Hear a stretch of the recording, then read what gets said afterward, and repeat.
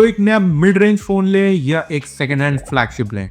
अगर यही सवाल तुम लोग मेरे से पूछते आज से 2 या 3 साल पहले, तो आंसर बड़ा स्ट्रेट फॉरवर्ड होता, जो कि था एक ओल्ड फ्लैगशिप ले लो। बट आज के टाइम में चीज़ें बहुत ज़्यादा चेंज हो चुकी हैं एंड बिल्कुल ही अपसाइड डाउन फ्लिप हो चुकी हैं। आज वीडियो में हम लोग स्पेसिफिकली बात करने वाले हैं इसी टॉपिक के ऊपर एंड इसको मैं बहुत एक्सट्रीम बजट में नहीं लेकर जाने वाला। मेरे को पता है, ठीक है, मैं भी इसी टाइप पे मिडिल क्लास से ही हूँ। 20-25 हज़ार रुपये सबका बजट होता है, ठीक है। उसमें वो कंफ्यूज होते हैं कि मेरे को नया मिड रेंज या बजट मिड रेंज कहेंगे अब तो इसे, अब तो मिड रेंज 30-35 पहुँच गया, लेना चाहिए या एक सेकंड हैंड फ्लैगशिप लेना चाहिए। इस वीडियो में डिटेल में बात करने वाले हैं, तो एंड तक बने रहना। अब देखो, इसके लिए ना एग्जाम्पल के लिए मैं दो फ़ोन चूज़ करने वाला हूँ। 2 फ़ोन हम लोग लेटेस्ट फ़ोन चूज़ करने वाले हैं जो कि मिड रेंज सेगमेंट से हमारे आएंगे एंड 2 हम लोग चूज़ करने वाले हैं जो कि पुराने फ्लैगशिप्स हैं। प्राइस ब्रैकेट मैंने रखा है 25,000 के अराउंड का। इसके ना फ़ोन जो है वो हमने चूज़ करे हैं, जिसमें से एक हमें देखने को मिलता है आईकू का Z10, ठीक है, जो कि अराउंड तुम्हें 23-24 मिल जाएगा। और एक है वन प्लस का Nord CE5 जो कि अराउंड तुम्हें 24,500 के अराउंड देखने को मिल जाएगा। ये हमने 2 नए मिड रेंज स्मार्टफोन सिलेक्ट करे हैं।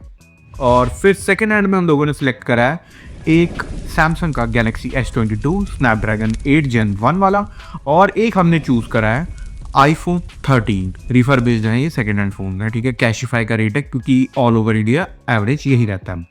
तो ये जो प्राइस है अराउंड 25 ही है दोनों का। आईफोन का 25 से थोड़ा सा ज़्यादा है, सैमसंग का 25 से थोड़ा सा कम है।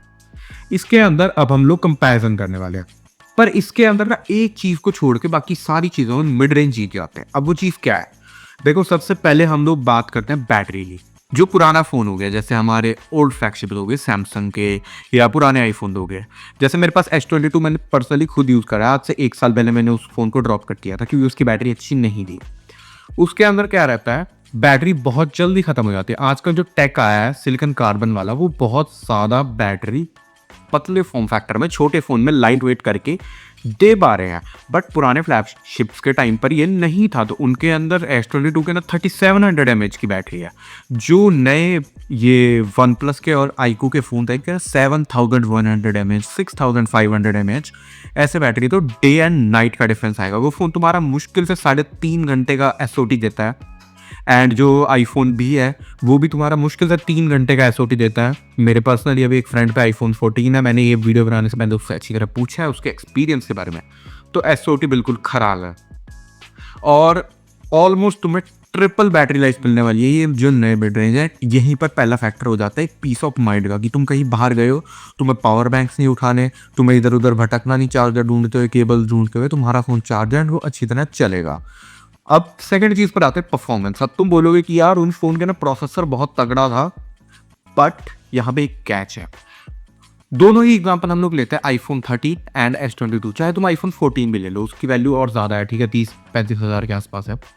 बट इनके अंदर एक प्रॉब्लम है, ये थ्रॉटल बहुत जल्दी करते हैं। पहली बात, इनके कूलिंग सिस्टम उस टाइम पे अच्छा नहीं होता था एंड विद टाइम ब्रांड जो है वो अपने पुराने फ़ोन को थ्रॉटल कर देते हैं जिससे उनकी बैटरी प्रिजर्व हो पाए। बैटरी प्रिजर्व करने के चक्कर में परफॉर्मेंस गिर जाती है। तो इसका ना जो 8 Gen 1 है वो जो ऑन पेपर परफॉर्मेंस देता है वो एक्चुअल में नहीं देने वाला।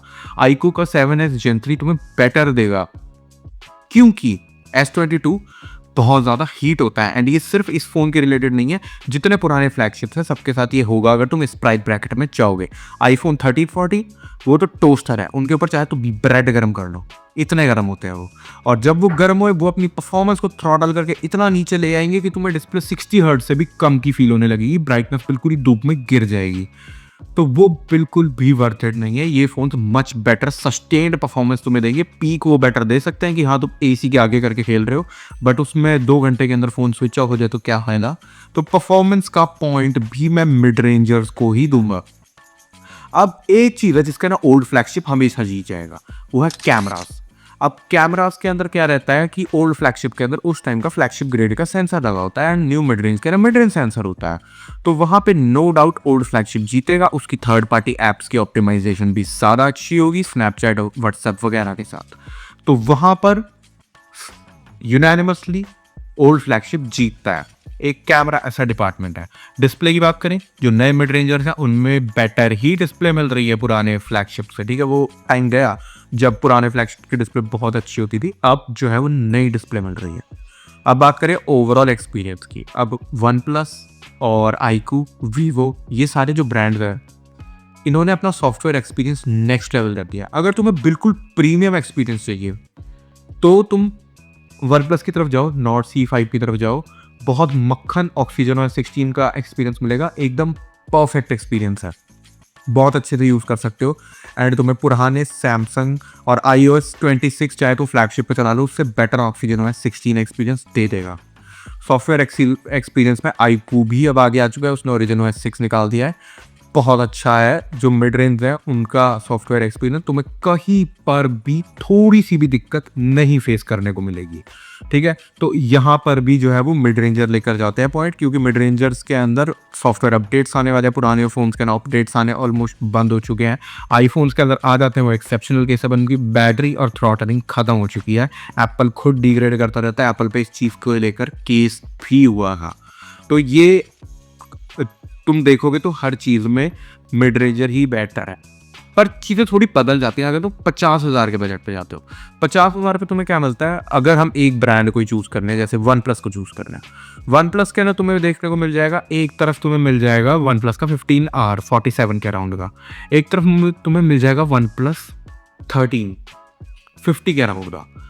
तो वो दो फोन्स के अंदर one plus 13 any day 15R को बेटर कर देगा, बीट कर देगा, बेटर है उससे। तो उसके अंदर क्या रहता है, वहां पर तुम्हारी चॉइस थोड़ी डिफर कर जाती है ब्रांड टू ब्रांड। बट अभी भी मैं तुम्हें कहूंगा, अगर तुम बजट में रेंज सेगमेंट में हो, क्लियरली तुम्हें एक नए बजट मिड रेंज फोन की तरफ जाना चाहिए, रादर देन इतना पुराना एक ओल्ड फ्लैगशिप लेने के लिए।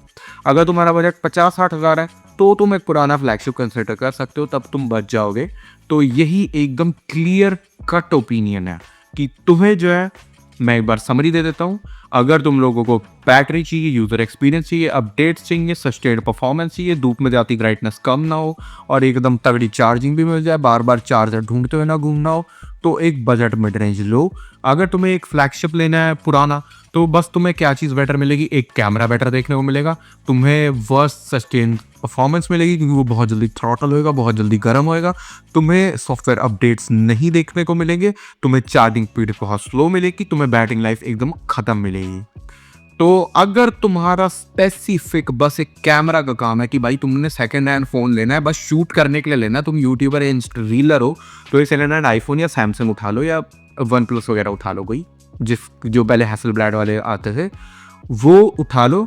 तुम्हें सिर्फ कैमरा का काम है तो वही होगा, वो भी चार्जिंग पर लगाकर होता रहेगा। बाकी अगर तुम एक्चुअल में फ़ोन यूज़ करना चाहते हो एंड कैमरा के पीछे पागल नहीं हो, तो तुम एक नए बजट मिड रेंजर की तरफ जाओ। बाकी तुम्हारा कोई भी क्वेश्चन हो किसी स्पेसिफिक फ़ोन के रिगार्डिंग, किसी स्पेसिफिक क्वेरी के रिगार्डिंग, कमेंट सेक्शन में ड्रॉप कर देना, मैं सबको रिप्लाई करता हूँ। बाकी ऐसी ही और वीडियोस के लिए हमारे चैनल को सब्सक्राइब कर दो। तुम लोग वीडियो देखे आते हो पर सब्सक्राइब नहीं करते यार, ऐसे थोड़ी करते हैं, 99% लोगों ने सब्सक्राइब नहीं करा। बाकी वीडियो को लाइक कर देना, बेल नोटिफिकेशन ऑल पे लगा देना, आधा अधूरा काम नहीं करेगा तो पाप लगता है।